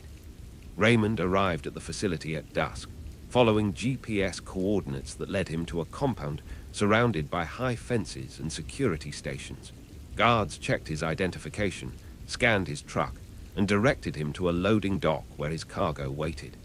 It was a single shipping container, approximately 8 feet in length, 4 feet in width and height, made of reinforced steel with a climate control system built into the structure. The container was completely sealed. No windows or openings except for power connections and what appeared to be ventilation ports. Temperature sensitive, Raymond asked the loading supervisor, a taciturn man who'd said perhaps 10 words since Raymond arrived. The man shook his head. Environment control. Interior atmosphere has to stay constant. Don't disconnect the power. Don't open the container. Don't attempt to examine the contents. Just deliver it to the coordinates you've been given. Raymond helped secure the container in his trailer, making sure it was properly strapped and braced.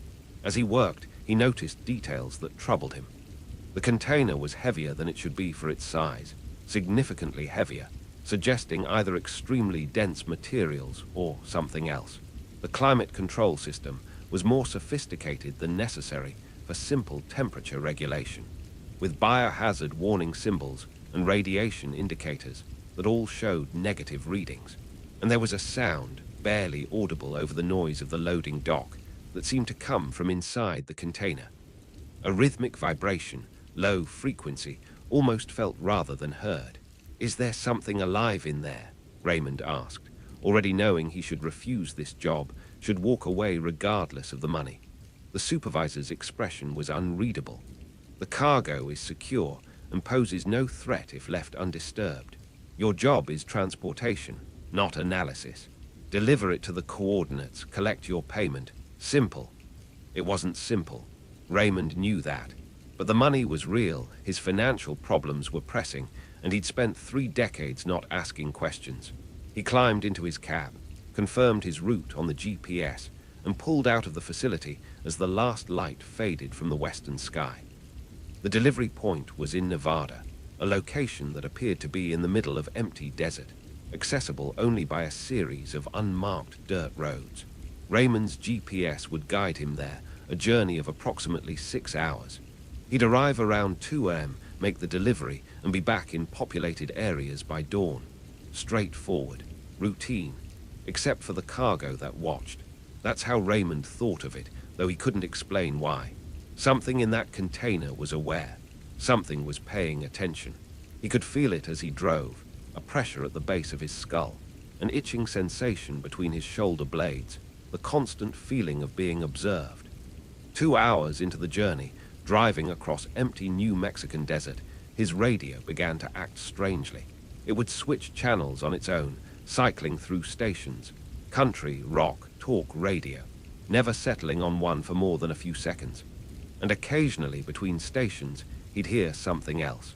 Not static, not music, but a sound that might have been breathing, or might have been mechanical noise, or might have been something that was neither and both. Raymond turned the radio off, but the sensation of being watched intensified. He checked his mirrors obsessively, seeing nothing but empty highway behind him, but unable to shake the certainty that something was back there, in his trailer, conscious and aware. He crossed into Arizona as midnight approached, following smaller highways now, traffic thinning to nothing. The moon was full, casting silver light across the desert landscape, creating stark shadows and highlighting every rock and cactus. Beautiful under normal circumstances. Tonight, it felt ominous, as if the world was holding its breath. Raymond's GPS indicated a turnoff ahead, the beginning of the dirt road section that would take him to the delivery point. He slowed, scanning for the road, and that's when he noticed the temperature gauge. The climate control system on the container should have been maintaining a stable internal environment, powered by connections to his truck's electrical system. But according to the gauge visible on his dashboard display, the temperature inside the container was rising. Slowly but steadily, increasing degree by degree beyond the set parameters. Raymond frowned, tapping the gauge, wondering if it was malfunctioning. But the numbers continued to climb, accompanied now by a change in that barely audible vibration. It was getting faster, more intense, like a heartbeat accelerating. He took the turnoff onto the dirt road, which immediately deteriorated into little more than a trail, washboarded and rutted, forcing him to slow to a crawl. The container shifted slightly in his trailer despite the straps, its weight not quite settling correctly, and the temperature continued to rise. Raymond keyed his radio, trying to contact the facility he'd picked up from, trying to reach the client who'd hired him. Nothing but static answered. His cell phone showed no signal, expected this far into the desert. He was alone out here, miles from help, transporting something that was clearly not behaving as it should.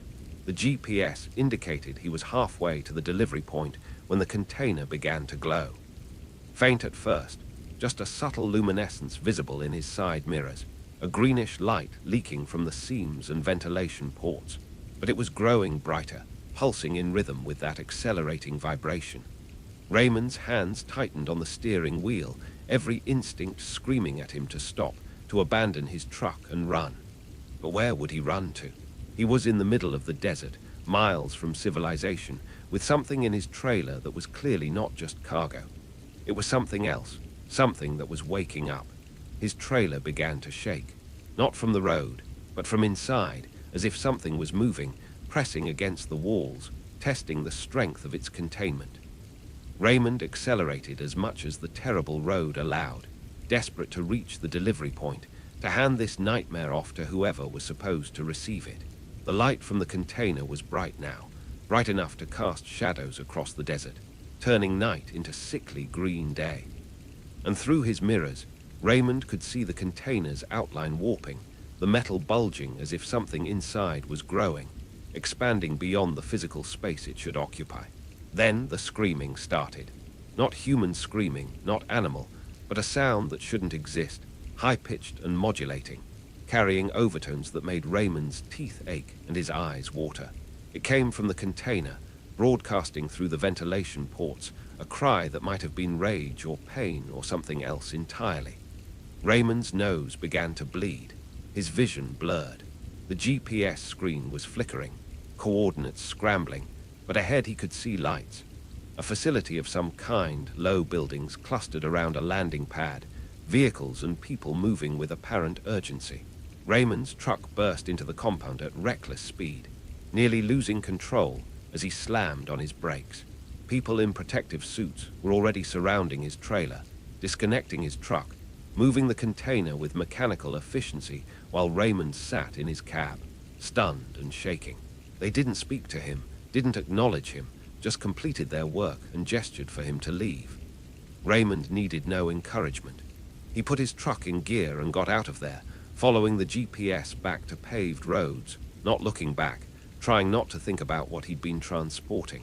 He made it to a truck stop outside of Las Vegas as the sun was rising, pulled into the farthest corner of the parking lot and sat there shaking. His nose was still bleeding, his ears ringing, his vision troubled by floaters and strange afterimages. But he was alive. He'd survived. He checked his bank account. The payment was there, every penny as promised. The money that would solve his problems, let him pay off his mortgage, maybe retire early. Blood money, he thought. Payment for transporting something that should never have been moved. In the weeks that followed, Raymond tried to research what he'd carried, where it had come from, what it might have been. But the client's information led nowhere. The facility in Roswell showed no records of his pickup, and the delivery coordinates in Nevada pinpointed empty desert with no structures or activity visible on satellite imagery. As far as official reality was concerned, that job had never happened. Except Raymond had the money, and he had the memories, and he had the sense that persisted despite all rational thought that something had looked at him that night. Something in that container had been aware of him, had studied him, had decided whether to kill him or let him live. And for reasons he'd never understand, it had let him live. Raymond Torres retired 6 months later, using the money from that final job to pay off his debts and buy a small house in a quiet suburb. He never drove commercially again. And sometimes, in the quiet moments before sleep, he'd remember that night in the desert, the thing in the container, the feeling of being watched by something vast and alien and utterly beyond his comprehension. The cargo that watched was still out there, somewhere, being used for purposes he couldn't imagine. And Raymond was grateful every single day that he'd never learned exactly what it was. Story 9. The Infinite Parking Lot. David Hernandez had been driving for 21 years, running primarily regional routes in the Midwest, short hauls that kept him close to home and family. He wasn't the type to chase adventure or seek out the strange stories that other drivers sometimes shared in truck stop conversation. He was methodical, practical, someone who treated driving as a profession rather than a lifestyle. But in November of 2022, the strange found him anyway, in the form of a truck stop parking lot that had no boundaries and no exit. It happened during a routine run from Chicago to Indianapolis, hauling auto parts for a manufacturing plant. David had left Chicago around 7 p.m., planning to drive through the night and arrive for an early morning delivery. The weather was typical for November in the Midwest. Cold, overcast, threatening snow, but not yet delivering. Traffic on Interstate 65 was moderate, mostly other truckers making their nighttime runs. Everything was normal, unremarkable, exactly the kind of drive David had completed hundreds of times. Around midnight, feeling the fatigue of a long day catching up to him, David decided to pull over at the next truck stop for a quick nap. His hours of service log allowed for it, and he'd learned long ago that fighting exhaustion was dangerous and stupid. Better to take a short break, recharge, and continue safely. The GPS showed a truck stop ahead, one of the major chains, with fuel, food, and parking. David took the exit, following signs that directed him to the truck parking area behind the main building. The parking lot was larger than he expected, rows of spaces stretching away into the darkness, illuminated by widely spaced overhead lights that created pools of visibility separated by shadows. It was busy but not crowded, perhaps 50 trucks scattered across the available spaces. their running lights and occasional interior illumination creating a constellation of red and white against the black. David found an open spot in what appeared to be the middle section of the lot, backed his rig in with practiced ease, and killed his engine. The sudden silence was comforting. He set an alarm for 2 hours, locked his doors, and settled back to sleep. He woke disoriented, unsure at first where he was or what had interrupted his rest. His alarm hadn't gone off. His phone showed only 45 minutes had passed. But something had woken him, some sound or movement. David sat up, peering through his windshield at the parking lot. At first, everything looked normal. Then he noticed the other trucks. They were all facing different directions now, not parked in neat rows, but scattered randomly, as if they'd been rearranged by some giant hand. And the lights, the overhead lights that had been spaced regularly, were now clustered in some areas and completely absent in others, creating a patchwork of illumination that made no sense. David started his engine, intending to reposition, maybe find a spot closer to the main building where things felt more normal. But when he pulled forward, the parking lot ahead didn't end where it should. The main building, which had been perhaps 200 yards away when he'd parked, was no longer visible. Just more parking lot, stretching away into darkness, rows of spaces and scattered trucks extending far beyond where the boundaries should have been. David drove slowly forward, following what he thought was the route back to the exit. But after 5 minutes he hadn't found it. Just more parking lot, endless and identical. He stopped, put his truck in park, and tried to think rationally. Maybe he was turned around, disoriented from waking suddenly. Maybe the lot was larger than he'd realized, with multiple sections that he'd somehow gotten lost in. He checked his GPS. It showed him nowhere. Not an error message, not a searching indicator, but simply a blank screen, as if his truck existed in a location the satellite system couldn't identify. His cell phone showed no signal. His CB radio offered only static. He was isolated, disconnected from any navigation system or communication method. David decided to try a different approach. Instead of searching for the exit, he'd find another driver, another human being who could help him make sense of this situation. He drove through the lot, weaving between parked trucks, looking for signs of occupancy, lights in windows, movement, any indication that he wasn't alone. He passed dozens of trucks, all parked, all dark, all apparently empty. Their makes and models varied, some modern, some older, but all appeared abandoned, as if their drivers had simply vanished. Then he saw someone, a figure walking between rows of trucks, moving with purpose. David accelerated to catch up, pulling alongside and rolling down his window. Hey, excuse me." The figure stopped, turning to face him. It was a man, middle-aged, wearing typical trucker clothes. His expression was blank, neutral, as if he'd been interrupted mid-thought. "Can you help me?" David called out. "I'm trying to find the exit. I can't seem to find my way out of this parking lot."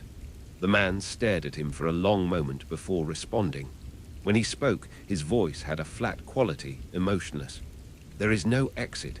This is the parking lot. You park here. You rest here. You wait here." David felt a chill run down his spine. "Wait for what? I need to make a delivery. I need to get back on the highway. Where's the exit?" The man tilted his head, the gesture somehow mechanical. "The highway is not relevant. The delivery is not relevant. Only the parking lot is relevant. You are here now. You will stay."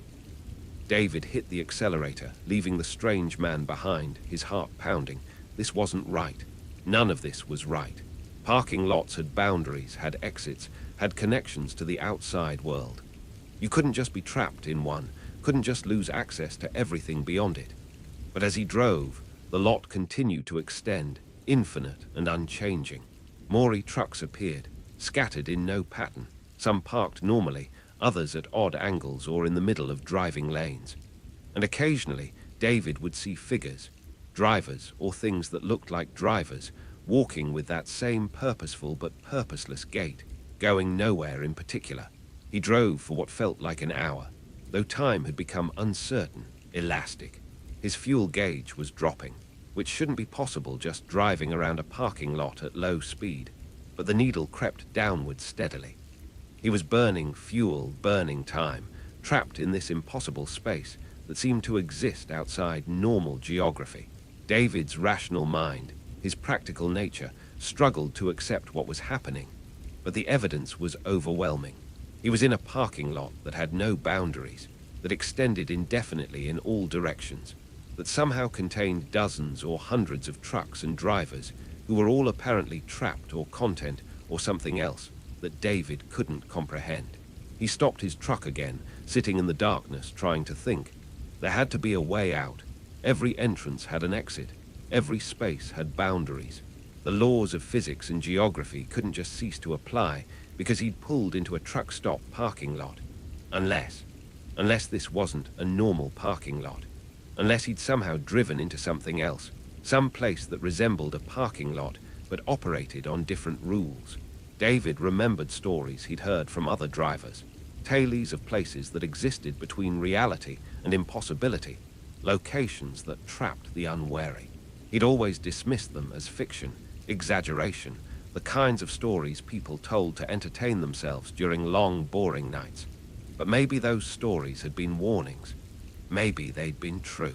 David tried driving in a perfectly straight line, reasoning that even in an infinite space, consistency might lead somewhere.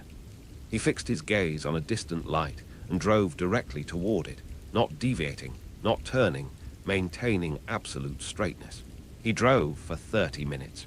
The light never got closer. It remained always the same distance away, no matter how far he traveled. The lot continued to extend around him, unchanging. Finally, he stopped, defeated, and acknowledged the truth. He was trapped. Truly, genuinely trapped in a space that had no exit because it had no boundaries to exit from. That's when he noticed the other driver approaching his truck. This one was different from the man he'd encountered before. It was a woman, older, with an expression of alert intelligence that suggested she wasn't one of the blank-faced others. She tapped on his door. David rolled down the window. "You're new," she said without preamble. "Recently arrived. I can tell by the panic. It fades after a while." David found his voice. "How do I get out? There has to be a way out." The woman smiled sadly. "There's a theory. Some of us have been working on it for, well, time doesn't work right here, so I can't say how long. But we think this place is a trap, a kind of pocket dimension that catches certain people under certain conditions. The how and why are unclear, but the getting out, that's possible. We've seen people vanish, presumably escape, though we can't be sure they didn't just die or move deeper into the lot." "Tell me," David said urgently. "Tell me how to escape." The woman leaned closer. "You have to reject it. This place feeds on acceptance, on drivers who settle in, who accept that they're stuck. The more you accept it, the more solid it becomes, the more real. But if you can maintain absolute certainty that this isn't real, that you don't belong here, that you're leaving, sometimes that creates a crack, a weakness, an exit that wasn't there before." She pointed into the darkness. "Drive like you know exactly where you're going. Don't search, don't explore. Just drive with absolute conviction that you're heading toward the exit, and maybe the exit will appear." David didn't wait for more explanation. He put his truck in gear and drove, fixing in his mind the absolute certainty that he was leaving, that ahead of him was the exit back to the real world. He drove with his eyes forward, not looking at the parking lot around him, not acknowledging the other trucks, or the walking figures, or the impossible expanse. He drove as if he was on the highway, as if the exit was 100 yards ahead, as if everything was normal and right, and exactly as it should be. And slowly, gradually, things began to change. The parking lot ahead started to look different, more structured, rows becoming more regular, lights appearing in sensible patterns. The scattered trucks aligned into proper parking configuration. And there, ahead, gloriously mundane and normal, was the main building of the truck stop, its windows lit, signs advertising fuel and food and rest. David drove toward it with tears streaming down his face, not daring to believe it was real until his tires crossed from asphalt into the main lot, until he could see other drivers walking normally, until his GPS suddenly flickered back to life, showing his position at a truck stop on Interstate 65. He was out. He'd escaped. He parked in the main lot this time, close to the building and sat shaking for 10 minutes before he could bring himself to move. When he finally went inside, the staff treated him normally, no indication that anything unusual had occurred. David checked the time. 3 a.m. He'd been in that nightmare parking lot for 3 hours, though it had felt much longer. He completed his delivery to Indianapolis, collected his pay, and drove home. But David Hernandez couldn't stop thinking about the infinite parking lot, about the woman who'd helped him, about the other drivers who were still there, trapped in that impossible space. He started researching, looking for similar stories, and found them. Scattered reports of truck stops where drivers entered and never came out, of parking lots that seemed larger than they should be, of people who went to rest and were never seen again. The phenomenon was rare but consistent, appearing in different locations, always at truck stops, always involving drivers who were tired, vulnerable, open to accepting unusual situations as normal. David stopped taking night drives after that, changed his routes, his schedule, his entire approach to rest breaks. He never parked in the back sections of large lots, never trusted spaces that were too dark or too isolated. And he spread the woman's advice wherever he could, telling other drivers about the importance of rejection, of maintaining absolute certainty that they didn't belong in strange places. Some listened, most didn't. But David tried anyway, because he'd been trapped in the infinite parking lot, and he knew others would be too. The lot was still out there, waiting for tired drivers to pull in for rest, still extending infinitely into impossible space, collecting trucks and people, existing somewhere between normal reality and nightmare. And David Hernandez, who'd spent 21 years treating trucking as a simple profession, now drove with the knowledge that some parking lots have no exits, that some rest stops don't let you leave, that the road holds dangers that maps don't show and GPS can't navigate. The infinite parking lot was real, and somewhere right now, another driver was pulling in, looking for a place to rest, not knowing they might never leave.